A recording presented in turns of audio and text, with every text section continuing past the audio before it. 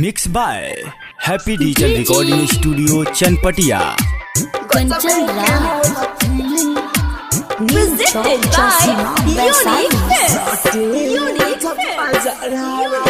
गजबे के होला फीलिंग सटेलु जब अजरावा है गजबे के होला फीलिंग सटेलु जब अजरावा जान मारे लगोरी आखी के हो गजरावा गजबे के होला फीलिंग सटेलु जब अजरावा जान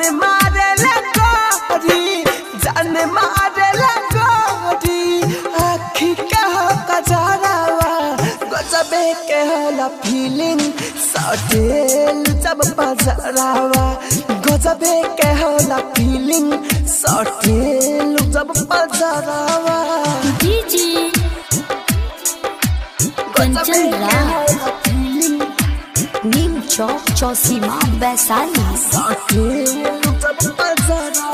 उठवा लगे मौसमी लौके ना कुछ कमी उठवा लगे मौसमी लौके ना कुछ कमी चले लू साज सवर के पागल हो जानी हमी हरदम रहे तुहरे बहाना जारावा गजबे के होला फीलिंग सटेलु जब बजारावा गजबे के होला फीलिंग सटेलु जब बजारावा जान मारे लगोरी आखी के हो गजरावा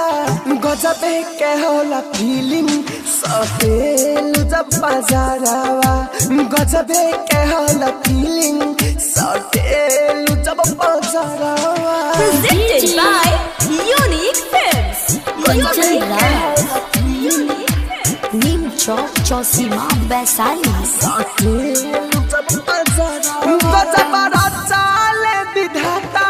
सच्ची माने घबराता गजबरा चाले विधाता सच्ची माने घबराता कवना गली से आइलू चले न कोई के पता दूर के सबे दर्द राहुल दिल में घेरे बगारावा गजबे के होला फीलिंग सटेलु जब बजारावा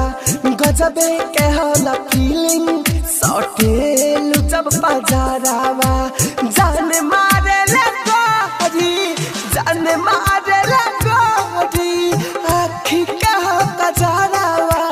गजबे के होला फीलिंग सटेलु जब बजारावा गजबे के होला फीलिंग सटेलु जब बजारावा happy digital recording studio Chanpatia.